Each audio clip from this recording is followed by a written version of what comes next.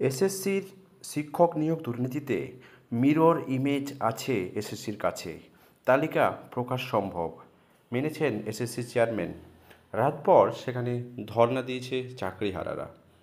চাকরি ফেরানোর দাবিতে রাতভর সল্টলেকের এসএসসি ভবনের কাছে শিক্ষকদের অবস্থান।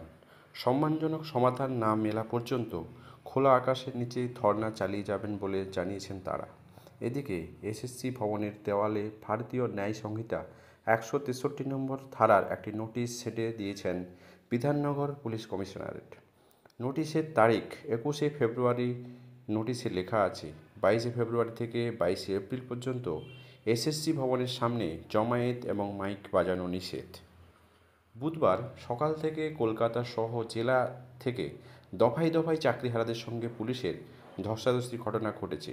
এরপর বুধবার রাত 10টা নাগাদ আচার্য সদনের ফটকের সামনে বিধাননগরের কমিশনারের তরফে ভারতের ন্যায় সংহিতা 163 ধারার একটি নোটিশ আটকানো থাকতে দেখা যায়।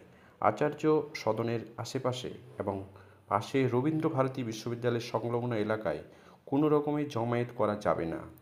এর 5 থেকে 6টি বিল্ডিংয়ের ব্যবধানেই রাতভর অবস্থান করেছেন চাকরিহারা যোগ্য শিক্ষক এবং শিক্ষাকর্মীরা।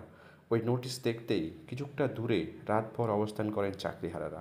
কেউ কেউ রাস্তার ধারে ফুটপাতে বসে থাকেন সারা রাত, কেউ আবার ঠায় বসে থাকার পর কিছুক্ষণের জন্য শুয়ে পড়েন। তাদের মধ্যে থেকেই একজন বলেন, আমরা দুশ্চিন্তার মধ্যেই আছি, আমাদের পরিবারও দুশ্চিন্তায়, আমাদের এইভাবে পথে বসিয়ে রাজ্য সরকার। আরেকজন বললেন, সব হারিয়ে ফেলেছি। চাকরিহারারা জানিয়েছেন, যতক্ষণ পর্যন্ত আশার আলো না দেখতে পাচ্ছি ততক্ষণ এই অবস্থান চলবে। বৃহস্পতিবার মহামিছিলে রয়েছে চাকরিহারাদের। শিয়ালদা থেকে মিছিল শুরু হবে। দুপুর 12টা থেকে জমায়েত শুরু হবে এবং সেই উদ্দেশ্যে নাগরিক সমাজের মিছিলে আহ্বান জানিয়েছে চাকরিহারারা। কিন্তু তাতে কি সমাধান হবে সমস্যার? এক চাকরিহারা বলেন, গত এসএসসির চেয়ারম্যান সিদ্ধার্থ মজুমদার এর সঙ্গে দেখা করেছেন। তিনি বলেছেন, মিরর ইমেজ আছে, যোগ্যদের পৃথক নির্ভুল তালিকা প্রকাশ সম্ভব। কবে প্রকাশ করবেন, কবে সিদ্ধান্ত বিবেচনা করে আবেদন জানাতে চাইবেন, সে উত্তর তিনি পায়নি। আমরা তাই এসএসসির ভবনের সামনে আন্দোলনের বীজ বপন করে যাচ্ছি। ওই চাকরিহারা শিক্ষক বলেন, আসলে রোগ এসএসসি অফিসে, তাই এখনও আন্দোলনের বীজ বপন করেছি। আপনারা প্রত্যেকেই ভেদাভেদ ভুলে আসুন। চাইলে এসএসসির মিরর ইমেজ প্রকাশ করা যেতে পারে। তাই এসএসসির দপ্তরের সামনেই ধর্নায় বসার সিদ্ধান্ত নিয়েছেন বলে জানিয়েছেন চাকরিহারারা।